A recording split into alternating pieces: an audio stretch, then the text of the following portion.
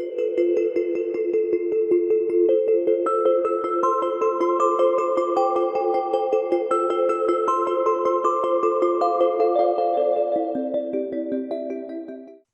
everyone. I'm your host, Richard Hara, and this is Social Impact Live, a weekly conversation with members of the Columbia School of Social Work community. I'm pleased to welcome to our program today two guests, Associate Professor Desmond Patton, who's here at the Columbia School of Social Work and also founding director of the SAFE Lab, which is a research initiative focusing on examining the ways in which youth of color navigate violence online and offline.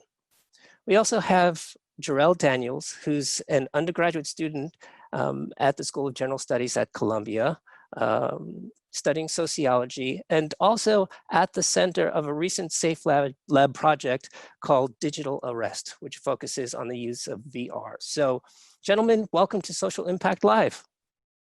Thank you so much for having us. Pleasure to be here. We're going to be talking very soon about this particular VR project. But before we do, I just want to remind people that we do save the last 10 minutes of the program for Q&A. So you have a chat box. You can submit your questions there. And, you know, if we're able to, we certainly want to bring them in sooner to the program rather than later. So please submit your questions there. Okay, so looking forward to that. To get things started, Desmond, I wonder if you could just give us a little bit of background to the SAFE Lab. I mean, when was it founded, and what are you currently working on? Yeah, so the SAFE Lab was founded in 2012, and it started when I was actually on faculty at the University of Michigan. Brought it here to Columbia in 2015, and we have been at the intersections of social media communication, artificial intelligence, and gun and gang violence. And so most recently, we have been leveraging artificial intelligence to study pathways to aggression and violence on social media.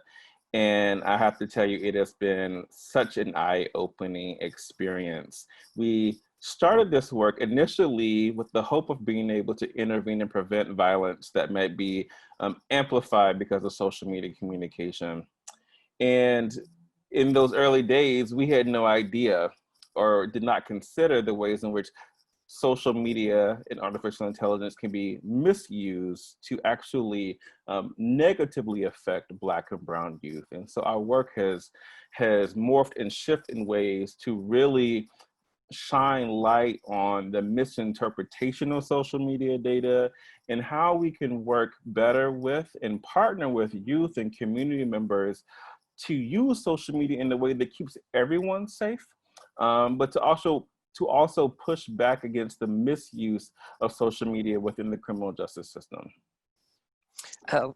You know, it's obviously a very complex area within which to work, and you've got what's happening online and also how it relates to what people are doing in, you know, their real lives and so on. And there are real world, effects, right? Implications for people depending on their online behavior. So obviously sort of teasing all of this out, and importantly, what we as a research and academic community can contribute to this conversation, and really sort of find ways of addressing what might be, sort of disparities, so to speak, right, in the way this technology is being utilized is going to be an important topic for us to address here. I'd like to then now bring in Jarrell. So because your story really is at the center of this VR project, and could you tell me a little bit, Jarrell, how you came to be a part of this? Yeah, so before I just get any further with that, I just think it's important to highlight the fact that like my story isn't really that unique, and I'm one of many of people who've been caught up in these kinds of unfortunate circumstances. But me individually, personally, I was indicted in a 41 count so-called quote-unquote gang conspiracy in the southeast section of the Bronx. And I was indicted and arrested with 9 other my friends that I grew up with. And the problem with what we're trying to do here with the Digital Safe Lab and Digital Arrest, excuse me, and I'll back up for a second. I met Professor Patton back in 2018, just 3 months after my release, returned back to society after serving a 6-year sentence here in New York. At the meeting with Dr. Patton, he had talked to me about some personal experiences that he had and his relationship to mass incarceration. And that really hit home for me. And then he also presented the idea for us to work collaboratively on a virtual project that would hopefully inform the public on the misuse of and misinterpretations of social media, particularly how young people interact with and engage with their friends and peers on social networks. So it was interesting for me, especially given my personal background. What the case highlighted and brought out in the courtroom was how some of my friends had used Facebook messages and Instagram posts and captions. And a lot of that was brought up in the courtroom, and I guess was surmounted in all the charges in the conspiracy. I mean, I thought that it wasn't an accurate representation of the people that we were or our potential to evolve into our young adult lives. And what was most unfortunate about it is that most of us who were charged were all teenagers. So I just thought that, teenagers who weren't given a fair chance at life, who were, I guess, identified and labeled as being affiliated with a gang or a street crew before they can actually have a full representation of themselves in the public. I think it just kind of reinforces what the media already thinks about young Black people in America. So I think that what we had hoped to accomplish out of this was not only as it to be an educational tool for young people to see how their digital footprint can be used against them in a court of law, but also to educate folks who work for government and specifically law enforcement agencies on how they often misinterpret social media content. And I'll just give a concrete example. I remember personally writing captions on Facebook and Instagram that would cite violent rap lyrics, but I would never cite the artists themselves, and I wouldn't put it in parentheses or quotation marks. I would just say, shoot him in his head for a gold chain, for just an example, and I would use that as a caption. And they'll use that same caption in the photograph, which might have me depicting hand signals or my pants sagging in front of maybe a local convenience store. And they'll say that this geographical location has been a site of a lot of violence. These individuals who are using these hand signs, using the hand signs to identify themselves with a gang or a street crew. But often times what isn't taken into account is the actual real lives that these people are living. So I can post that photograph, but still be working a 9 to 5 at McDonald's. None of that is really factored in when you look at my social media profile. But I think that, the work of Desmond Patton and the Safe Lab as highlighting young people using social media to express themselves and make a call to action, or also just to present themselves in a way that makes them seem more territorial, not violent and aggressive, but they want to identify themselves in a particular way so that other people in their own neighborhoods do not potentially victimize them. So I think that part of it is most important. But that was really a long way of saying that we're just here to change narratives. But you've summarized things wonderfully, and I think just underscoring what Professor Patton was saying about how online behavior is misinterpreted, right, and sort of feeds into other narratives, whether it's through policing and prosecution, but also in society at large, that puts youth of color at significant disadvantage in the criminal justice system. So, I want to talk more about the VR project, digital arrest, but we do have a clip, and I think it would be helpful now for us to maybe run that clip so people can see what it is that you've actually put together here with the Safe Lab. So if we could run that clip, please. The most important people in my life are my family. The first thing I do when I wake up is look at these pictures. They mean so much to me. My mother, my sisters, my niece, and my nephews. Go check my phone again.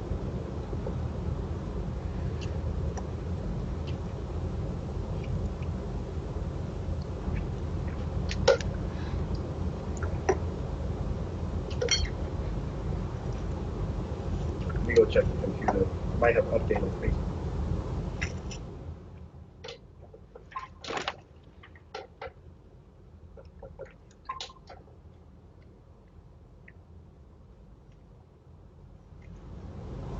Time for work. Let me go put my uniform on.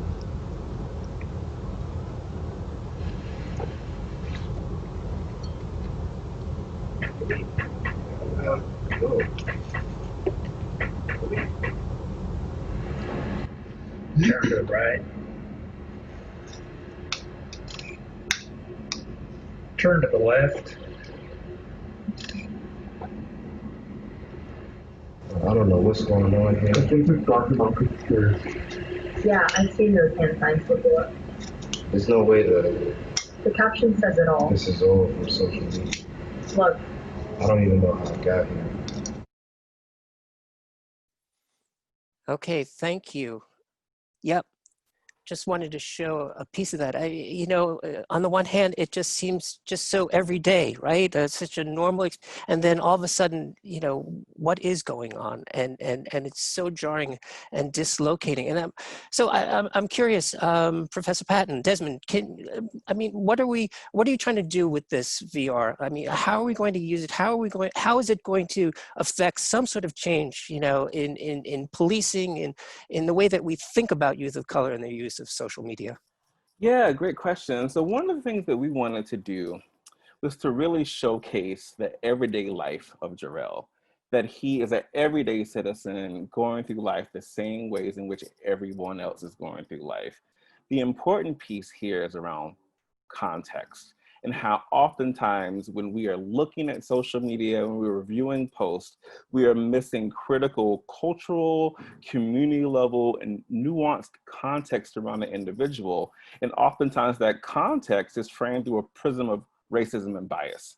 And we wanted to showcase how that misinterpretation of context can lead to disastrous effects.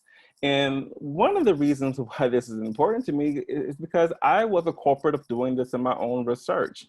When I first started to study Jakira Barnes back in 2014, Jakira is a young deceased woman from Chicago that was gang involved and she was murdered in 2014. My lens for looking at her was through a prism of violence and criminality. And I just wanted to identify the Twitter post that would help me prove an argument that social media can lead to gun violence. And what I missed and what changed the narrative for me was to spend more time with young people and community members who helped me to translate and interpret Jakira's post in a way that showcased her full life, that showcased grief and love and joy and happiness, and that there is real complexity in how we look at social media data. And so when I met Jarrell in 2018, he was the embodiment of what could happen if we really don't focus and center context in these interpretations. And so we were just so lucky to be able to build a relationship and to be able to leverage his story so that we can have a much larger impact. So the complexity of the problem is twofold. On one end, what we know is that young people can be harmed or in danger based on what they put or say on social media. And on the other end, we also know that those social media posts can be used against the Black and brown youth to send them to prison, a new pathway to mass incarceration. And so what we want to do through this VR is to really highlight the complexity of the problem, that we can have conversations with young people about their social media footprint and act as an educational guide and tool for their development and learning as digital citizens. And we can also have very direct conversations with law enforcement, with teachers, with educators, with social workers about the ways in which their social media interpretation may be misused, and to really force them to rethink, am I the right person to be making a judgment on this post? And are there non-punitive ways in which I can leverage social media to make a difference in this space? And so our first goal is to really capture your imagination, raise awareness, and to highlight the dangers of social media in the criminal justice system. And then we want to partner with young people and community members and folks who have come home and use this as a training tool. And so what we'd love to be able to do is to be able to work with folks coming home and to put this tool in their hands and to do workshops all throughout the country so that we're talking to various audiences, youth audiences, law enforcement, attorneys and judges, and to really do deep education around VR. And this is really inspired by Dr. Courtney Cogburns' work with 1,000 Cuts. Her VR experience was very enlightening for us, and we've wanted to be able to do similar education for the masses.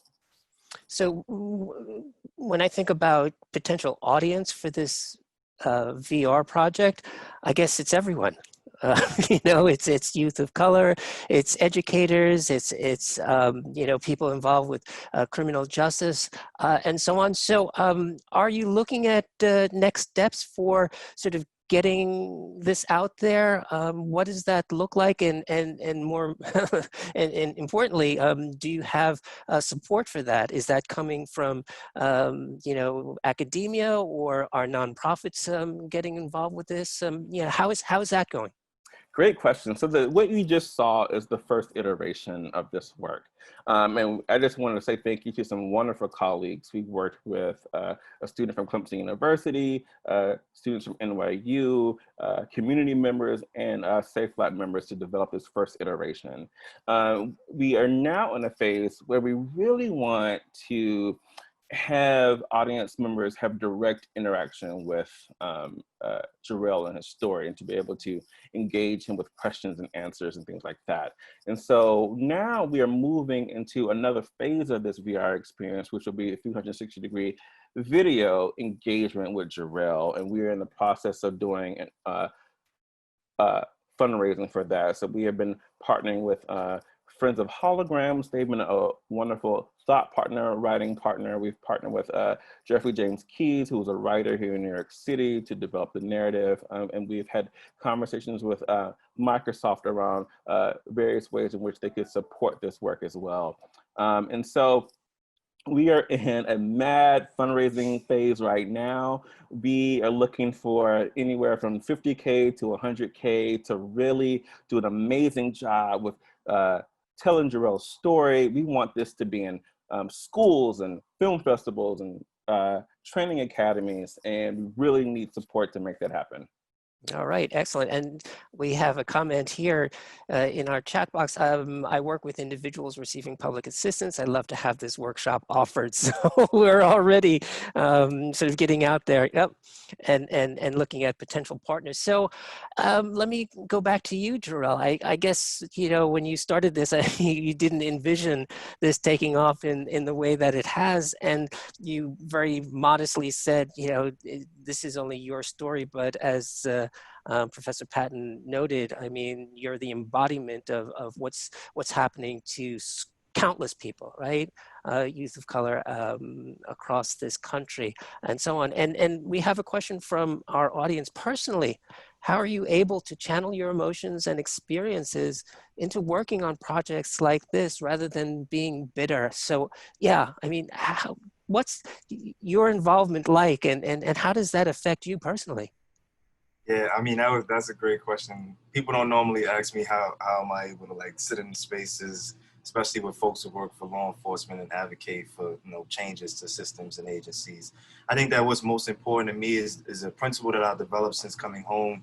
I guess being exposed to opportunities like this is really like I'm trying to do something that's way bigger than me. And I understand that in order to represent communities, in order to like speak up for people who have had their voices silenced for so many generations, it requires me to kind of step outside of my pride and to actually sit on my emotions and discomfort that I have, and to work across differences to solve social problems. And I think that that's one of the things that I deeply believe in. I think that a lot of times, you know, people underestimate the power of young people, and they think that we're unable to maintain our emotional composure. They don't think that we're able to articulate what we actually mean and how we feel, and to sit in rooms with people that we otherwise would consider to have adversarial relationships with. And I think that I just use myself as an example for other young people, but also folks who are older, that, you know, young people can navigate different spaces, and we can have meaningful conversations that hopefully lead to productive change in communities. And I think that that model is something that, you know, we should try to adopt and encourage people. And it is kind of going back to just the trait of resiliency. I like to believe that Black people, all of the intergenerational things that we inherit from trauma, starting back from slavery, the one characteristic I like to believe that we inherit is resilience. And I think that there's nothing that we can't overcome and continue to push forward. And I think that, you know, it's always going to be a challenge to sit in a space with people who don't necessarily have the same views with you, who work for agencies that have systematically, you know, deconstructed the way people have lived their lives. And I think that, you know, in order for us to kind of change this narrative, it requires us to step outside of our comfort zones. And I think that that's the most meaningful thing that I think I've done since coming home, is to be comfortable with being uncomfortable. Hmm. All of this just speaks to the power of people's stories, right? And how we try to come to some sort of understanding, right, of our life narrative, and so on. So Jarrell, I'm just curious, did you sort of start that process before you came to this project, or did this digital arrest project in some way help you to just kind of formulate the story of your life? I mean, to sort of put things into perspective, to sort of give the events of your life sort of meaning and value to you. I mean, how did this happen for you? Yeah, so it actually started for me in prison. I would say around the 4th year of my sentence while incarcerated. I was fortunate to join a religious entity, and that organization helped me to build the courage to really step outside of the way that I previously thought about the world. And I would say that the way that I thought about the world wasn't solely because I just despised my own life, but it was because the environmental circumstances I faced and all of the traumatic events that my family endured and the challenges the community faced. That kind of conditioned me to respond to situations with acts of violence. So, I just want to note that what I went to prison for, I was actually guilty of, and I understand that was a serious crime, and I deeply regret it. But I also want to know that there's people whose lives are impacted because of the actions that I made. So, 9 other people were arrested for incident that solely started and was, I was the sole person responsible for, but other people's lives were investigated, and their lives were impacted as a result of what I did. So I take responsibility, and especially working towards a change. But I just think that for me, like when I was able to join that organization in prison, they gave me the tools to effectively have healthy conversations. And the way that I was able to, I guess, receive some type of practice was the interactions I had with the correctional staff. And a lot of them were, confrontational. So I had to use the de-escalation tools that the organization gave me. I had to use my words as opposed to physical efforts on trying to, push back against them. So it gave me that kind of courage to stand up to authority, but in a respectful way.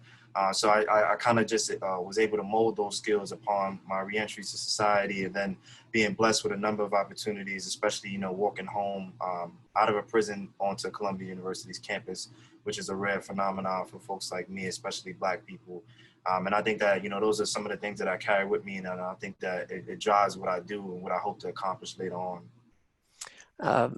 Thank you for sharing that, and it's obvious why Professor Patton felt that you would be just such a wonderful subject, right, or focus of this VR project. And yeah, if I could go back to you, Desmond, and maybe just, what's it like for you to work with Jarrell? I mean, personally, to be, so instrumental in getting his story out there, and yeah, and you reflected a little bit on your own career in research and so on, and how it's challenged you and made you rethink of where you're going with your research, and importantly, what kind of impact that's going to have on larger society. So if you could share some of your thoughts. Yeah, well, first, it's just been a wonderful experience to work with Jarrell. And we also did not mention that he is a TED Talk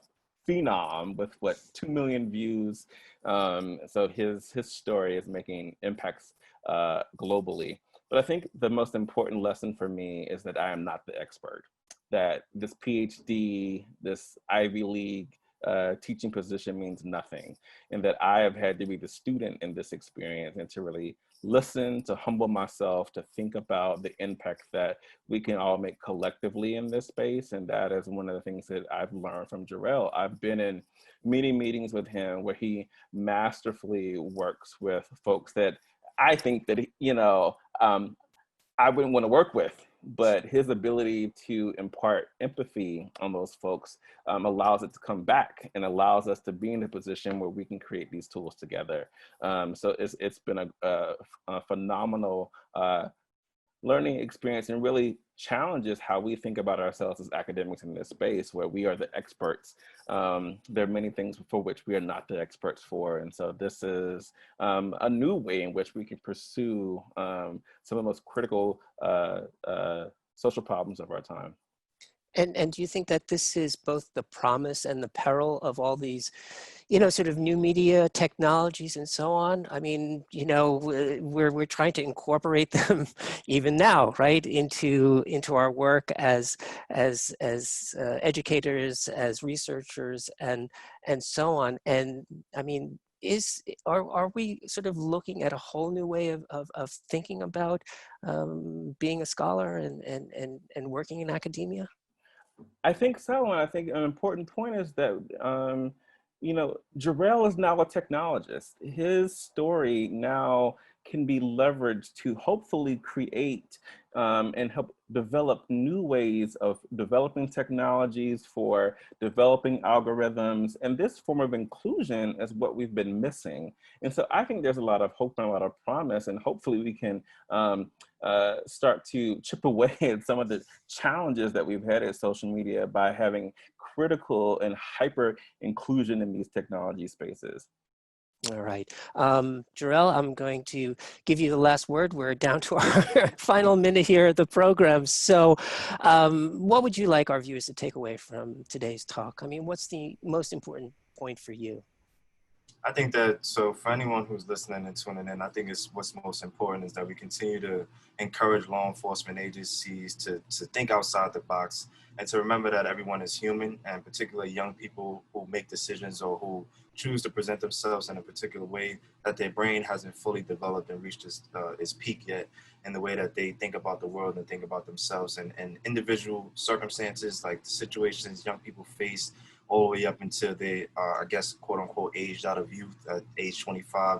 Those situations, those experiences that they acquire over those years, they influence the way that they interact with people and the decisions that they make. So before you say someone is a bad person, say bad situation, say bad circumstance, say bad things that condition this person to make bad decisions, before you say this person and just write them off as a bad person. I think that that's the most important thing to come away with from today. And I think once you study and investigate low-income communities, poor communities, and the individuals who reside in those communities, you'll see that the challenges that they face prepared them to respond to situations in the way that they do.